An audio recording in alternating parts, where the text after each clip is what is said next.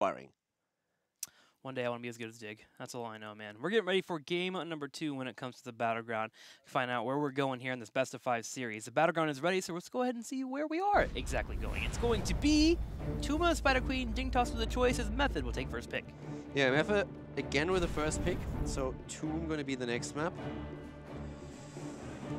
Dig currently has taken Tomb twice.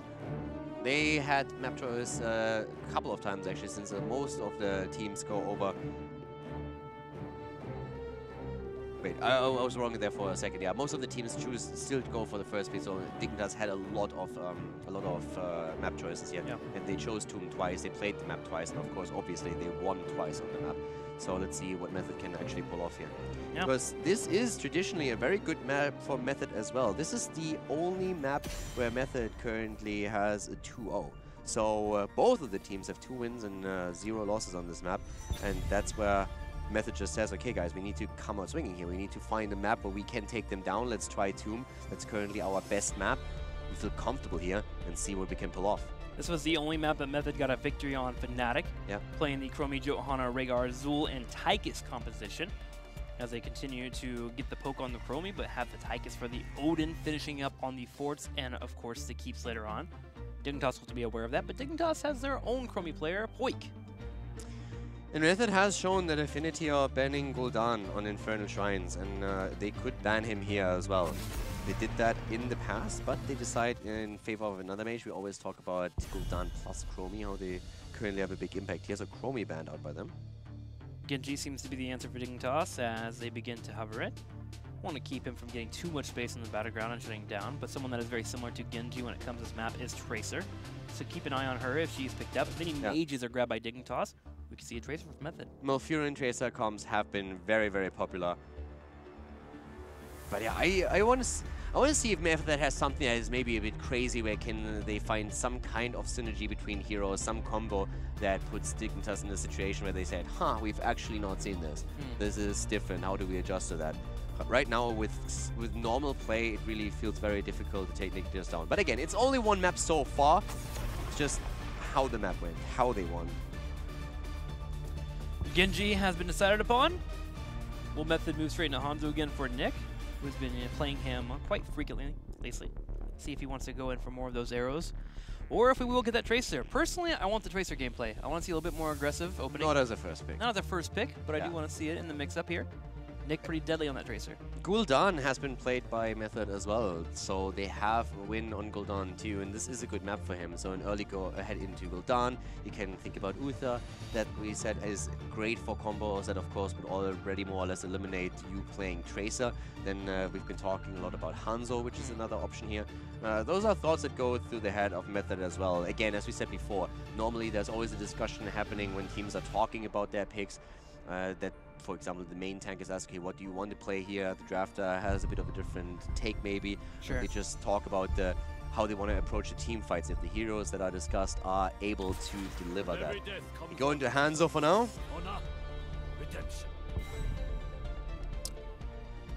Dig. I was like, wow, how is Dig winning? How is Dig winning this game now? I don't know. At this point, it feels weird, but I don't know if these guys can lose. Is it possible? The game's been close so far. They played 7 maps, and every other team, no matter what record they had, Fnatic with a 6-1 before they came in today and played Zealots, had a great win ratio, great track record, but they struggled on a few of the games. There were moments where you could see, okay, there's a weakness. The opponent was close to maybe getting an even fight there, maybe winning it. But whenever you look at Dignitas' games up to this point, it just feels so like they completely outclass everyone else. Yeah, they're flawless. And you look at it, it's like, there's a 2-3 level lead there, sometimes 2 talents ahead. How do you beat that? So in the early game, if we would have seen Method die 3 times, then, well, okay. But that didn't even happen. It was 1 kill. They got 2 objectives. They got nothing out of the objective. Falset alone negated everything they got from the objective. That's crazy. And now they open up with Malfurion and Tracer. If you go for the early combo, it at least allows Method to go for counter. The problem is if in this case, for example, you would head into a variant as a counter, you also give up some of the wave clear that would be provided by other tanks. Well, they have two options. Find a way to counter the Tracer, or just go straight wave clear and make sure not to allow Dignitas to open up the map. Can you do that against Dignitas? That's the big question mark floating around here. But Method does have options here, now that Tracer Malfurion has been the first and second pick for Dignitas. But Tracer Malfurion as the opening combo in the second spot is better. First pick is always tricky because right now Tracer seems to rely heavily on the combo with Malfurion. Sure. If you make it a first pick, then it's easy to counter pick and take synergies away from her in that position. You can still counter it to an extent, so Method has a few tools that they could use against her, but it makes it already a bit more tricky. Dehaka and Uther. Isolation, drag, wave clear on the bot lane, and we're having also Uther, who has always an option to go into Divine Storm. Divine Shield is the go-to, but against Tracer, you can argue Storm. So depending on the rest of the composition, that might be something that they consider. They do have CC on every single hero here. If they do find a pick on Tracer, they can pop her. You have the Dehaka drag, hard to hit on Tracer, but still easy to move in if you get a initial stun. Uther and Hanzo could provide that with the Dragon Zero and the Uther pickup. I'm actually kind of curious to see what tank we're going to get from Method. Bans are also interesting because now once again Dignitas is looking at banning out Diablo, which they do. So far when they played on Tomb of the Spider Queen, they prioritized Malthael higher. So they love to ban Malthael out. With them going for Diablo instead, one answer would be they themselves are thinking about picking Malthael here, which they definitely could. Dehaka has already been chosen. I don't think that Method is going to head into a Malthael after picking Dehaka up for the solo lane. Yeah, no way. So what is Method going to do? Previously, Method banned Chromio and Diablo. This time, they just want to make sure that there's not this heavy engage anymore with Anubarak. And that brings us back to a talking point that we had on the first week. The Anubarak snuck in as a hero that had an insane win ratio, but wasn't played as much, wasn't involved as much in the games as we expected. Korea in particular had a huge amount of games on him with very big success. And right now, teams are just catching up on that and saying, hey, this aggressive play around Anubarak, his initiation potential is something that we just don't want to deal with because it opens up too much blow-up potential for our opponent. And when the fight starts with a quick hit against us, we always find ourselves in a 4 versus 5, and we just don't want to fight that. Dignitas may need a little bit more wave clear here when it comes to A, their damage, and then B, maybe their tank. Johanna, Stitches, options available, but they move straight into Muradin and Gul'dan. So Gul'dan will provide that wave clear, and Muradin allows that front line and Stormbolt that we've been seeing more and more here on this battleground. And we talked about Gul'dan from the get-go, even as a potential first ban. Yeah. And it is very interesting how far down in the draft he is seen right now, because oftentimes you see him as a first pick here. Gul'dan is insanely popular on Tomb of the Spider Queen, so yeah. Very interesting setup. Wave clear between those two. Method, what do you pick up for your main tank? With Muradin being there, some fall off a little bit. Do you think they'll want to move to the Johanna? Or do you think we might get the Stitches? Now, ETC is still up and available. Method played Johanna before here. They have played Johanna, that's why I brought her up. They could definitely use her in the setup. I'm more interested to see what the second damage is going to be for them. If you're going to have a Li Ming, yeah, it's doable that would work out against them. ETC and then Tassadar. Tassadar. Double support is coming back. The Hanzo Tassadar setup. Europe is learning from North America. Never thought I would say that. Interesting. Well, Tassadar gives you the wave clear we were looking for. Gives the shields for the Hanzo. Solo support or double support Hanzo showed up a few times today. Is this the new hot Kaldor? Could be. At least it's the flavor of the week. That's for sure. How long and how persistent it is, that's a different question. I really think to me it feels a bit as if a lot of the players watched what happened in an A, thought about it, said, okay, let's try that out in scrims. It worked out, and it's still pretty new. The question is, will it also be played next week, or are teams able to adapt to it where they say, okay, we figured it out, this is how we want to deal with it, and we don't worry about it too much. Also, it depends on how Dignitas now proceeds. If Dignitas loses the game all of a sudden, then of course it's something where we have to ask ourselves, why did that happen? Was it really that combo that worked? But if Dignitas smashes that into the ground again, then obviously there are other ways to play around. Granted, Dignitas seems to be on top of the world at this point, but still. But you are right, it's definitely the flavor of the week. Well, 2-minute Spider Queen here. We have the Hanzo with a Tassadar and a Uther to back him up, keeping him alive with ETC and Dahaka to control that front line and force the fights. Will it be enough to stop Dignitas here, who actually has pretty decent weak players themselves, but they have Tracer. Tracer is that big fundamental change that we're going to have to look at. The Tracer on Poik coming in there, dropping the pulse bombs, constantly harassing their opponents and getting kills is usually the major threat that allows Dignitas to move forward. I want to use this quickly, this Hanzo and Tassadar, also to talk a bit about how one of the things that's really important for every region is that you also look towards other regions. You don't have to copy everything, but just that you have a bit of an idea what else is out there and can we use that. Sometimes Korea has certain ideas that just don't work in the European meta. Sometimes you look over to North America, you find something that you feel, okay, this would make sense, or at least we can try it out. That seems interesting, because we have actually a fair amount of teams that at times completely ignore other regions, where you talk to their drafter and their shot caller and they say, hey, I came up with this insane idea. This hero is actually secretly really good. And you're like, well, that hero is being played every single game on another region right now. And you're like, well, really?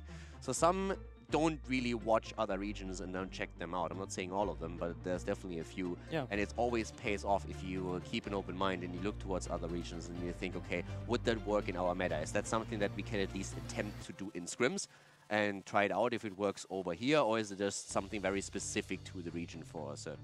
Yeah, it's good to know your competition too, just in general. Let's get ready for game number 2. It's going to be Tomb of the Spider Queen as we have Method facing off against Dignitas. Dignitas looks unbeatable right now. Method bringing out the Tassadar and Uther to see if it's enough to take them off their perch. To the left side, we have in blue Team Dignitas with a 1-0 lead. Snitch on Tracer, Poik on Gul'dan, Zelia on Malfurion, JPL on Murden, and Whoopi on Leoric. On the right side in the red, Schwimpy will be on Tassadar, Thuro on ETC, Arcaner playing Dahaka, Curson on Uther, and Nick playing Hanzo. Tracer played once again, and so far Tracer isn't really doing too hot in Europe. The team that has consistently been able to deliver victories with Tracer is Dignitas. Small surprise there. 2 times played thus far. Both of the games were won. But outside of those 2 matches, the only other team that was able to get a single win with Tracer so far is Team Liquid. If you look at her statistics across Europe, she sits at 3 victories and 5 losses. So not really the best win percentage for her as a hero, but for Dignitas, she plays out perfectly. They're doing extremely well with her so far, and it is inspiring what Snitch is able to provide on the hero. Well, they have 2 deadly Tracer players, Snitch and then Poik as well. They can swap her in when they need to get those kills, and Snitch will be your Tracer player today. Already put some damage on the Thuro. The shield will keep him alive, but some damage coming out from Snitch as he works on that pulse bomb. Yeah, this is also the first game where we see Tassadar played by Method. So as we said before, it's a bit the flavor of the weekend that we see the Tassadar and Hanzo combo. And if you look at this setup, this is extremely reminiscent of what we've seen in the last series between Zealots and Fnatic. Again, the core heroes, Tassadar, Hanzo, and Uther, the trio. We have Dahaka, same hero that was played by Zealots on this map, and a different tank at the front line. But the 3 core heroes, the double support Hanzo with Uther as the main support, that has been a big, big theme between Fnatic and Zealots a bit earlier today. And that is definitely... Those are the 3 heroes that I feel we have to keep an eye on when we're talking next week about, did it fall, did it falter, is it something that the teams are going to use right now, or was it just a 1-week thing where they tried something new and it worked out and people didn't know quite yet how to handle it? For me, it's kind of interesting to see Dahaka on this battleground. We know he has a wave clear, we know he brings to the field, and also the isolation very helpful too. We lose out in that global presence, but it seems like just having that drag has helped out so much. And even though the global presence isn't as big here, being able to always have the threat of coming in across the map, even if it is a small margin, has really been popping up here for EU. Yeah. There was a phase where he was super popular last year, and then Leoric kind of took over when he had the double wave clear. I'm kind of curious to see if that will happen again, if that trend will continue, or if it's just another one of those flavor of the month things. Yeah, Dahaka was very ignored at the first weekend, and then he came in again. It's just globals have always had a huge role in the game, and I feel they're always going to pop up.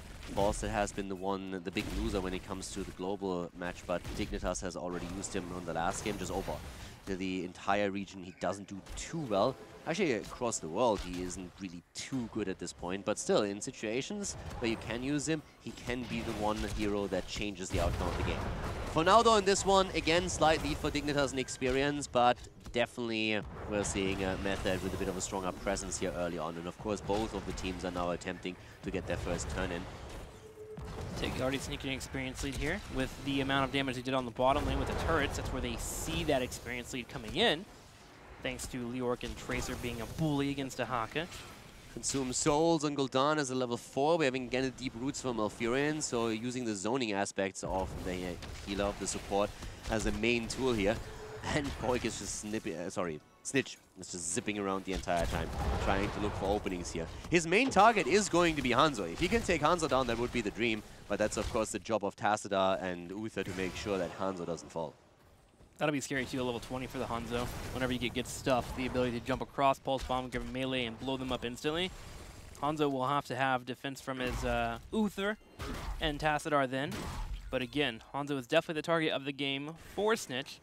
Turn-ins for the teams looking pretty good for Dignitas as they've dropped 24 gems off and they have 31 extra to move in and get another turn in here whenever they would like to. Method have yet to drop any off as they have not caught enough space yet to even drop them in.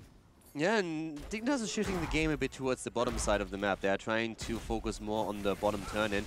Curson has been very vigilant, making sure that they don't get the turn-in here and always been threatening the interrupt. But JPL is also the entire time trying to create some space here. So the focus of the map shifts a bit from the top to the bottom. A turn-in spot, level 7 for Dig already. But Method this time is really close when it comes to it. And now with the level 4 on Tassadar, the extra life leech is of course making it a bit easier for Hanzo to be aggressive. Was one of the main reasons for him to have his position. Keeping on the poke too. Hanzo has basically taken over Vala's job to an extent. It's weird to say that, right? Because like in terms of what they actually bring to the table, it's much different, but it also makes sense at the same time. Yeah, it's kind of funny. Vala was the double support dream. You wanted to have Vala in your double support setup, and now we're having Hanzo instead. Uther goes down. Arcana is also in trouble. Snitch is a bit low though, so he's not quite making the move yet. But that was actually a nice move here against Whoopi. And it lands them a kill. The tower gets the last shot in, and they get the counter kill. Well done. The blue Web Weavers, though, are descending since we saw the turning completed by Dignitas. Yes, this is where it's going to hurt. The 4 on the bottom side, remember, it's wide, and it's open right now. Snitch is going to continue opening it, too. Wubby also going to help out with that push at the same time. And with Poik on Gul'dan threatening to push in the other lanes, Method has to make a choice here. Do they give up their 4 on the bottom, or do they suffer the idea of possibly the turrets being burned on both sides? And they decided to go ahead and defend on the top lane. Setting up there, a power slide goes in on JPL. He gets locked down, and he actually gets out of that fight just barely. Yeah, we have JPL at the top being attacked, at the bottom it's Dehaka. Both of them survive, but I like the aggression towards Mirrodin in the attempt to kill him there. If they had a few more tools, they would have been able to drop him, but as is, they need to deal with those Web Weavers. And at the bot lane, the fort is already down, and you can see Dignitas walking away with a massive lead in experience. Again, they drop the fort, they are taking the towers down in the middle, and that will lead to a very quick level 10. And then they can try and work on their second turn in and attempt to snowball the game. Method hasn't even reached level 9 yet. There's a rotation on the bottom side to Tracer and Leorc.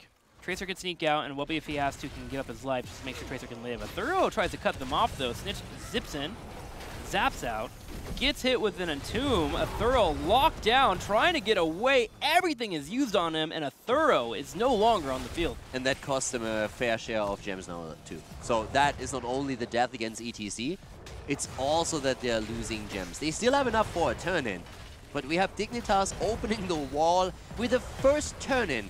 2-level lead and opening the wall at the keep. Grabbing the camp away. The map, of course, at this point belongs to them. They can easily get the second fort now with a level 10 advantage.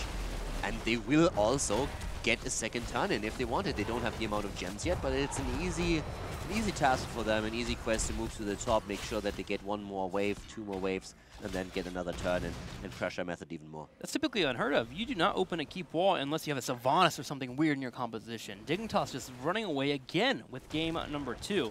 Method has a chance here. They're about to hit level 10. Got to clear out that middle wave in the top lane. Dignitas with the spray. Dropping it in there. Poke Connolly on Wubby. Method's able to push him away for now. 1 gem away from returning. There's the 10. Finally, we have it. Is it enough? They need to force a fight.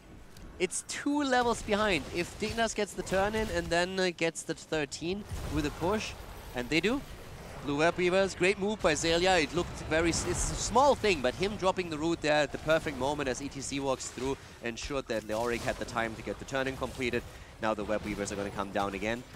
And Method is trying for a kill, but at this point, Poik just says, all right, I'm going to be willing to drop my Horrify here just to make sure that we don't lose a hero while we're trying to push with the objective. Isolation was used too on Wubby, but he survives, and here are the Web Weavers.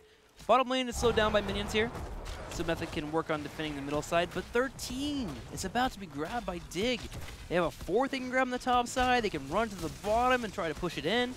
So many options here for Dig, and if too many people go bottom side and clear out that Web Weaver, Dig can make a boss call. It'd be pretty aggressive, but that option is there. Oh, I definitely think they can go for a boss call after they hit 13, and they will first of all get up at the top lane, the fort. So we had Method moving down to the bot lane, and they had to. You have to defend your keep. The keep has the higher priority, so they simply sacrifice the fort in order to save the keep. But again, Dignitas is moving forward. They have a 2-level lead. They're opening up another wall, and they can easily move back and go straight for the boss. There's tools that Method has, for sure. But if I just look over all of the heroes that we have for Dignitas, Horrify is back in 10 seconds. That's a great tool to have around the boss area. So Dignitas can make that play, even if they just fake it or start it and force Method to react to it. And meanwhile, Leoric's been holding lanes. Middle's pushed in. He set up the bottom side too. Method moving over as a unit, trying to clear it out where they can. They got to play around that explosive arrow for Hanzo, but they have to stick with him because of how vulnerable he is against that Tracer.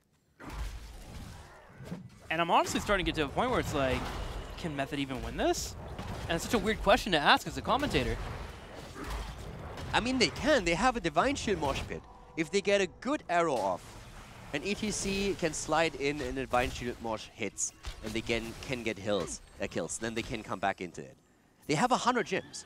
That's 2 turn-ins that they currently have. Yeah. 106 gems. But they need that opening somewhere. They need to fight and not lose anyone. And finding it is hard, especially since they are constantly a talent down. This is the problem that you have also on this map, that you can run into a snowball on the side of your opponent. It makes it difficult for you to get back into the game. But Dignitas is currently not taking the boss. They are not trying to, they don't want to risk anything. And they don't have the gems. So Method can play this slow. They can say, hey, let's just sit tight. Let's get 13. As long as they don't get anything massive, we are fine.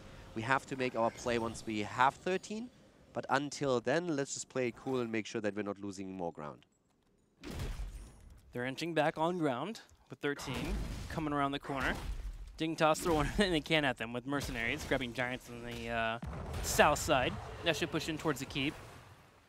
And Method, at some point, they're going to have to pull the trigger with Nick, dropping down the Dragon Arrow with a thorough following up. And one of the things that Team Dignitas is doing really well is making it hard for them to make that call, is they're constantly mounting up. But there was little gain for Dignitas while they had that talent lead, and now there's 2 levels. So this is really where you want to see if you find an opportunity. Because once that Team Dignitas has 16, things become even worse for you. And right now they want the turn in. They want to turn in. Dignitas is of course attempting to at least delay it. If they can delay it until they hit 16, they're absolutely okay giving them the turn in. But here comes Ruby. Ominous Wraith being used to reduce the damage output of Method. And Arcana, 50 gems on him. 50 gems on him alone. He's looking for isolation. He gets the drag.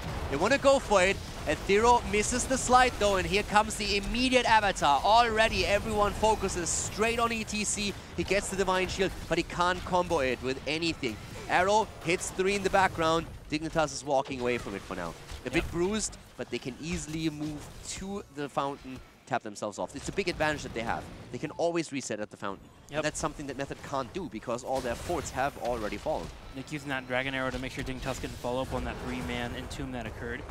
Dahaka keep wanting to go back. He wants to deal with those Giants that are going towards that key, but Dignitas is demanding the attention of Method by dancing around on the turn-in, and eventually Method, they forfeit. They give up the area, decide that they can't grab the turn-in, which should net Dignitas 16 if they're able to soak. 130 gems for Method. That's what keeps them in the game. It's a big advantage for Dignitas, but if Method at any point wins a team fight and starts turning in, taking structures, that brings them back into the game. As long as they have these gems, they have a chance. But if they lose the gems, If they lose a big team fight and lose out on the gems, then the game is more or less over, and only a massive mistake on the side of Dignitas would give them an opportunity to come back into this. So right now, Dignitas wants the 16. Method, are they going to fight before that happens? Are they going to try and force it? They're trying to turn in. Ethereal gets the turn in. That is a few-handed in, but it's just not enough to get the turn. Those are the first 22 gems they turned in. 23 of them. 120 still on their purse. 16 hit. And Tracer Malfurion peel off to try to grab the boss. Murder's going to sit around the top side, allowing Dahaka to see him. So Method has no idea this boss is happening. And if Dignitas can get the boss and stop the turn-in? I'm pretty sure they're going to get this one. Nobody is scouting this out right now. And now Poik is starting to move in. But they were oblivious up to this point. They're just trying to turn in somehow. To be right now, I don't really think that getting a turn-in against boss would be a bad thing for Method. You're going to drop the gems. There it is. I think they are okay with this because it just buys time. And they need time to get 16, which they're a level away from, and to defend the boss is pushing in the top. Yeah, they stop Arcana. Ooh, that was an early borrow here. And he borrows out. Okay. But yeah, that's at this point, this is just you sacrifice some gems and you can defeat the boss. I don't really think this is a bad setup for Method because yes, it negates the turn-in, but it allows you to buy more time for 16, since that is the main goal for Method right now. Problematic is that Dignitas at this point has the amount of gems they need. The worst case scenario for Method would have been if Dignitas gets the boss and then turns in, because they had the gems. So that was the scariest part. But now at least Method bought themselves a little bit of time. They have half a level, so they didn't fall into the trap. They haven't lost the keep yet. It's all still good. Get the 16 and then try to win the fight. And the same that we said earlier holds still true. If you win the fight, you have the turn-ins and your comeback will start. They just need a little bit more time. They'll get 10 seconds for the exit spawn. JPL steps forward against Stormbolt and Thurl, which they'll chunk down. Stitch comes around the side. He's found Hanzo. Yeah, they're going in here. Theory is extremely low. And needs the Divine Shield immediately. He gets it, but he might still die. Here comes the silence. They go for it. Good arrow, but he is down. ETC is down, and the red Web Weaver turn-in has been completed. So Arcana, with all the gems that he had, could get another objective in. ETC falling. He didn't have too many gems. Death timers are still kind of low. Not really. I'm really struggling to find something here. It's not the end of the game yet for them, but they have now sacrificed 2 turn-ins to buy some time, and this is the 16. The next fight has to be the one that they win, or I don't see a lot of wiggle room. I want to also point out in the last fight the restraint from Zelia, positioning himself in a perfect spot to use the Twilight Dream to hit ETC. If ETC decided to mosh pit, because there was a mosh pit available for 2 to 3 people to get caught, he could stop it immediately. Zelia with pixel-perfect positioning, making sure ETC can get killed and also prevent the mosh pit. Kirsten has so much damage on him here. Ethereal finally comes in. They want to do something around the Web Weaver. This is the moment where they really have to see if they can make a play. Mosh pit is ready. Divine Shield is not. Got 2 more seconds for the arrow. They try to keep the Web Weaver alive for as long as they can, but this is... Dignitas hasn't lost a fort yet. Only a couple turrets in a gate. Well, they came in to make sure that they wouldn't lose another fort either. Both teams have still enough gems for a turn. Method has to do something before Dignitas hits swing. They know it too. Nick oh my god. But he gets chunked Calm by Gul'dan. Down. Seriously. Poik is getting out of control here. I mean, he has 200,000 siege damage and 40,000 damage at this point. Hanzo, here's the mosh, and is that a kill? Didn't get the kill. Didn't get the kill. Divine Shield on Hanzo. Fight's not over yet, though. In the back, silence against Archon. He gets out for now, but Hanzo is dead, and Shrimpy is gonna follow. That's the double kill, and this is the beginning of the end. Blue Web Weavers are already on the map. They're starting to push, and Kirsten falling would also take another 90 gems away from them. And the 19 gems and a healer, too. Him, actually, he's gonna die. He's just trying to buy some time so his teammates can spawn and deal with the Web Weavers. But it comes to a point, has he been alive for a little bit too long? There he goes, finally falling, but he'll be back after a decent duration. That's going to be 20. 20 keep potentially core. 40 seconds for Uther. That keep is done. Top lane's being pushed in already by the Wild Weavers. The second one will be joining soon. Does Dignitas just move in and go straight for the core? They do. They start stepping forward. And they have Entomb. They have Entomb as well now. And he uses it. Just zoning for now.